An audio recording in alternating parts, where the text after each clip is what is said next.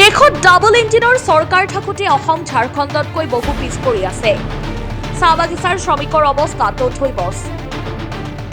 যিকোনো দৰিদ্ৰ লোকে নিজৰ প্ৰাপ্য অধিকাৰ বিচাৰিলে নাপায়, তাক আঁচুৰি আনিব লাগিব। 2014 চনৰ পৰা বৰ্তমানলৈকে এখন চৰকাৰে জনসাধাৰণক কেৱল মাত্ৰ লাইনত থিয় কৰালে, কেতিয়াবা বিমুদ্ৰাকৰণ, কেতিয়াবা কাৰ বাবে আৰু এতিয়া গেছ আৰু পেট্ৰলৰ বাবে। খুমটাই সমষ্টিত ঝাৰখণ্ড মুক্তি মৰ্চাৰ মিত্ৰজোঁটৰ প্ৰাৰ্থী জয় ভাৰত পাৰ্টীৰ প্ৰাৰ্থী অমিত নাগৰৰ হৈ প্ৰচাৰ চলাবলৈ আহি বিজেপি দলৰ বিৰুদ্ধে সোচ্চাৰ হৈ পৰিছে ঝাৰখণ্ডৰ মুখ্যমন্ত্ৰী হেমন্ত সোৰেন।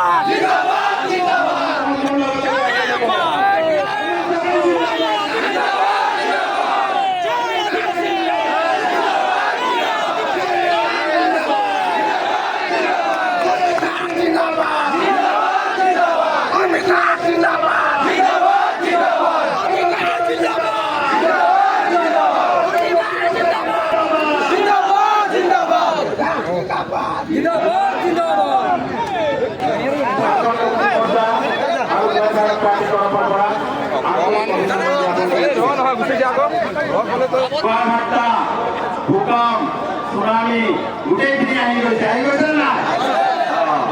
আজি বৰ দুখৰ কথা, আজি আমাৰ বাগিচাৰ মানুহবিলাকক, আমাৰ গাঁৱৰ মানুহবিলাকক আজি আমি দেখিবলৈ পাইছোঁ যে বিজেপি চৰকাৰখনৰ যিকেইজনমান পালি নেতা আছে তেওঁলোকে এই মঞ্চত আহিবৰ কাৰণে তেওঁলোকে বাধা কৰিছিলে, কিন্তু তেওঁলোকে সফল নহ'ল। আৰু তেওঁলোকৰ সফল নহ'ল আৰু আপোনালোকৰ সমাগমে আজি এই কথাটো প্ৰমাণ কৰি দিছে যে এইবাৰ আপোনালোকে পৰিৱৰ্তন আৰু পৰিত্ৰাণ বিচাৰিছেনে নাই? আপোনালোকে জানে যে বিজেপি চৰকাৰখন যেতিয়া অসমত আহিছিলে তেওঁলোকে কেইটামান প্ৰতিশ্ৰুতি দিছিলে নে নাই? আপোনালোকক মাটিৰ পট্টা দিম বুলি কৈছিলে, দিলে? আপোনালোকৰ জনজাতিকৰণ দিম বুলি কৈছিলে, দিলে? ST দিম বুলি কৈছিলে, দিলে? মজুৰি বৃদ্ধি কৰিম কৈছিলে, দিলে? গাঁৱৰ মানুহবিলাকক ইমান যুৱক যুৱতী শিক্ষিত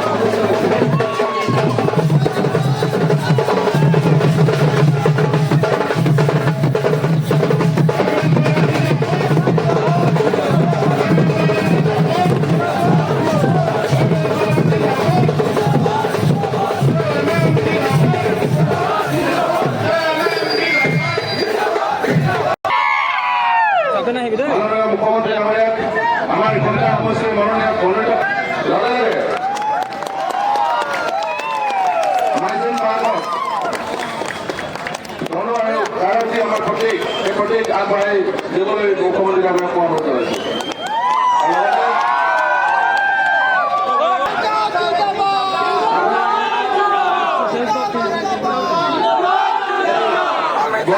প্ৰতীক আমাৰ আগবঢ়াবলৈ অনুৰোধ জনাইছোঁ।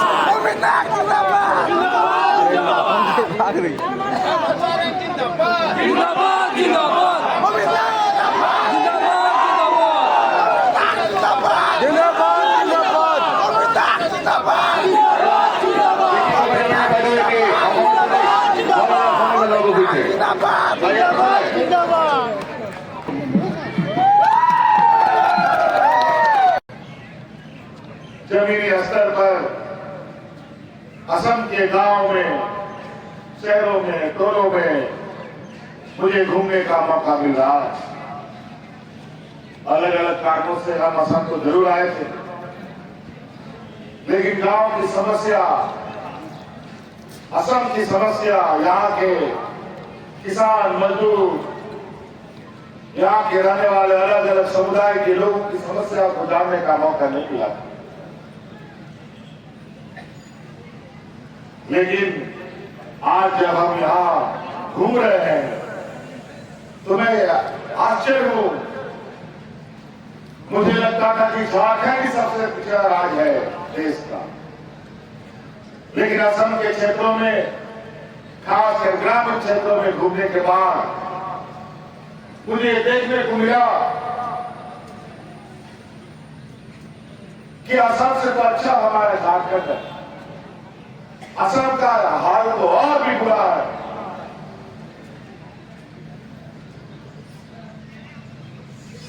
जबकि इस राज्य में डबल इंजन का सरकार चलता है। केंद्र में भी भाजपा की सरकार, राज्य में भी भाजपा की सरकार, और सबसे लोकप्रिय भाजपा की सरकारों में से असम सरकार। लेकिन असम की जनता का क्या हालत, चाय बगानों के आदिवासियों की क्या हालत, यहाँ के असमियों का क्या हालत। हम तो गांव देखा, बिजली नहीं, सड़क नहीं, पानी नहीं, पक्का मकान नहीं, कैसे जीते हैं लोग पता नहीं। बाकी और सब आपके अंदर का हाल क्या है, लेकिन बाहर से तो दिखता अच्छा नहीं। कोई भी गरीब हो, कोई भी समाज का गरीब हो, अधिकार कोई मांग करके या आपको घर में पहुंचा के नहीं देगा। अधिकार लड़ के लेना पड़ता है, छीन के लेना पड़ता है, तभी आपको मिलेगा। नहीं तो जीवन भर इस सरकार में लाइन लगे रहिएगा। 2014 से लेकर के आज तक देखिए, कभी नोटबंदी में लोग लाइन लगा हुआ है, कभी 15 लाख के आस में जन धन पर खाता खुलवाने के लिए लाइन में लगवा दिया, कोविड में लाइन में लगवा दिया। आप गैस और पेट्रोल में लाइन में लग जाओ। इनका काम ही है देश के लोगों को इतना परेशान करो कि हाथ जोड़कर ये थक जाए कि और आप अन्याय मत कीजिए और उनके वैरों करो मत कीजिए। असम में ही 2014 के बाद जब केंद्र में इनकी सरकार आई, NRC लगा करके कैसे यहाँ के असम के लोगों को उठा पटक करना शुरू कर दिया। किसी को बांग्लादेशी बोलने लगा, किसी को बारी बोलने लगा, किसी को कहा बोलने लगा। और हुआ क्या? खाली परेशान करने क्या हुआ कुछ। और आज जिस तरीके से ये पूरे देश के अंदर एक व्यापारियों का एक कीड़ा बनाने में लगे, जिस तरीके से आज ये लोग आपका पैसा, आपसे वसूला गया टैक्स का पैसा अपने व्यापारी मित्रों पर लुटा रहे हैं। आने वाला समय वो दिन दूर नहीं कि आपको एक एक दाना के लिए मोहताज होना पड़ेगा। अभी से तो शुरू हो चुका है। चाय बगानों के मजदूर से अगर हम जानना चाहें, क्या आप कोई ऐसा वक्त है जहां आप चावल, दाल, रोटी, सब्जी, मीट, मछली सब एक साथ खाते हो? कोई ऐसा दिन नहीं होगा। अगर दाल चोखा भात चोखा मिल जाए, भात दाल मिल जाए, यही बहुत बड़ा बात। लेकिन आने वाला समय इससे स्थिति बन रही है कि आने वाला समय में सिर्फ थाली रहेगा, थाली में कुछ बचेगा नहीं। जो राज्य सरकार में अनाज देता है वो अनाज खाने लायक नहीं, और बाजार में खरीदो तो 100% किलो कोई अनाज, नमक, तेल, दाल सब महंगा। अभी सारे देशों में युद्ध चल रहा है, पूरा दुनिया का अर्थव्यवस्था चरमरा रहा है। भारत का तो पहले से ही चरमराया हुआ था, बचा कुचा अभी सारे युद्ध में होने की तैयारी में। अभी चुनाव की वजह से वो आग आपको दिखाई नहीं दिख रहा। ये चुनाव खत्म होगा, फिर देखिएगा आपके घर में न चूल्हा जलेगा, न बच्चों का स्कूल में आप पढ़ा पाने की स्थिति में रहेंगे, न आप अपना पेट पालने की स्थिति में रहेंगे। महंगाई आसमान छू चुका होगा। एक एक दाना के लिए आपको क्या जद्दोजहद करना पड़ेगा चुनाव खत्म हो जाने में। सिर्फ और सिर्फ चुनाव जीत करके सरकार के माध्यम से राज्य के खजाना को खाली करो, यही उनका उद्देश्य है। आज दुनिया भर का आपका टैक्स का पैसा से सड़क, पुल, एयरपोर्ट बन रहे हैं, और एयरपोर्ट, पुल, रेलवे स्टेशन बना करके अपने व्यापारी मित्रों में उतारे। कई राज्य में आपके पैसे से हजारों एयरपोर्ट बन गए, लेकिन सब एयरपोर्ट आज कोई भी ऑपरेशनल नहीं, सब बंद पड़ा। और वो ठेका टेंडर इसलिए निकाला जाता है कि वो अपने व्यापारी मित्रों को लाभ पहुंचा पाए।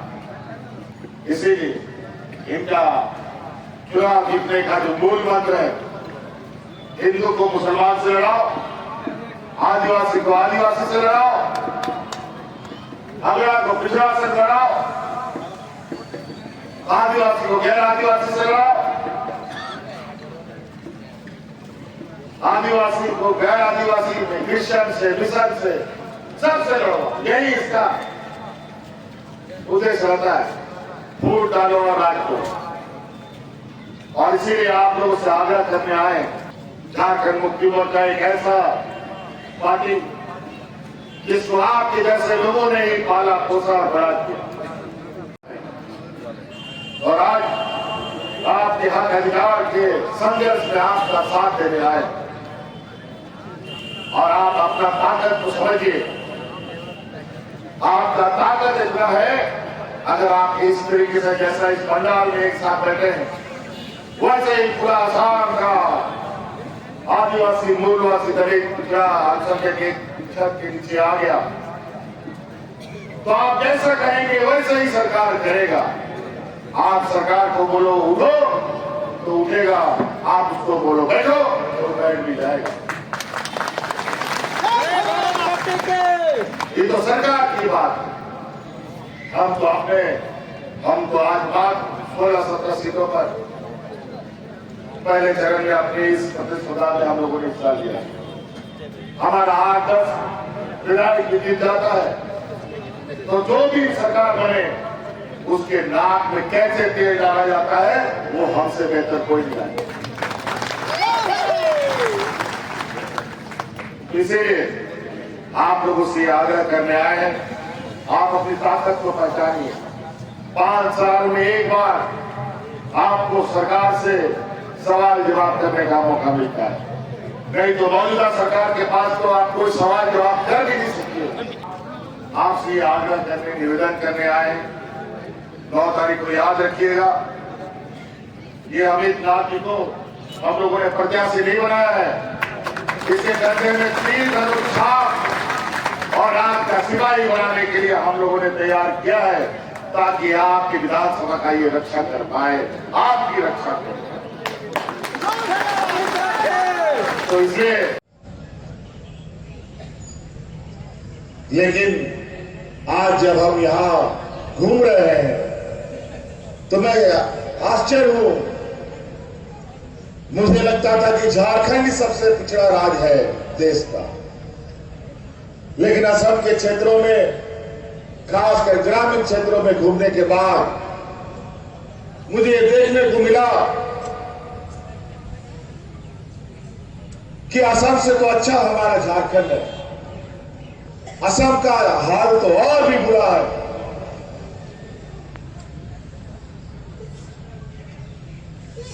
जबकि इस राज्य में डबल इंजन का सरकार चलता है, केंद्र में भी भाजपा की सरकार, राज्य में भी भाजपा की सरकार।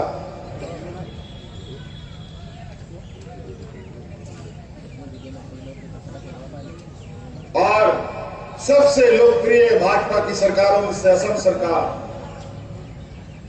लेकिन असम की जनता का क्या हालत, चाय बागानों के आदिवासियों की क्या हालत, यहाँ के असमियों का क्या हालत। हम तो गांव देखा, बिजली नहीं, सड़क नहीं, पानी नहीं, पक्का मकान नहीं, कैसे जीते हैं लोग पता नहीं। बाकी और सब आपके अंदर का हाल क्या है, लेकिन बाहर से तो दिखता अच्छा नहीं है। इसमें कोई शक आप ही बता पाएंगे? हम तो देखा इसलिए बोला। तो आप गांव-गांव में गए, कहाँ-कहाँ गए आप? हम तो कई गांवों में गए, गांव में तो ये हालत है। प्रधानमंत्री जी क्या बोलते हैं, सबको पक्का मकान। हाँ। कितने को पक्का मकान मिला जरा बताएं। आप लोग तो तीसरी आंख है, हाँ। आप लोग को तो दिखाना चाहिए। तो चाय बागानों में मजदूरों की क्या हालत है आज, बिजली, पानी, सड़क, जो मूलभूत सुविधा है उनकी क्या हालत है, अस्पतालों का क्या हालत है। ये तो सवाल नहीं, आपको हमसे नहीं सरकार से पूछनी चाहिए।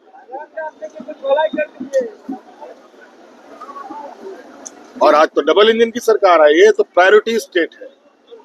आज तो सबसे भारतीय जनता पार्टी का प्रिय राज्यों में से एक है। असम के तो आपने कहा कि चाय मजदूर के जो 3 हज़ार है वो 2800 रुपए से 500 रुपए करेंगे, और 18 असम में आप 18 सीट से लड़ रहे हैं। कितने सीट जीतने की उम्मीद है आपको? मैं कोई पामिस्ट नहीं हूँ भाई साहब, इसका पामिस्ट सामने बैठा, इनसे बात करो। जैसे कि दादा जैसे कि सर मुख्यमंत्री ने बोला है कि जैन के बदले सर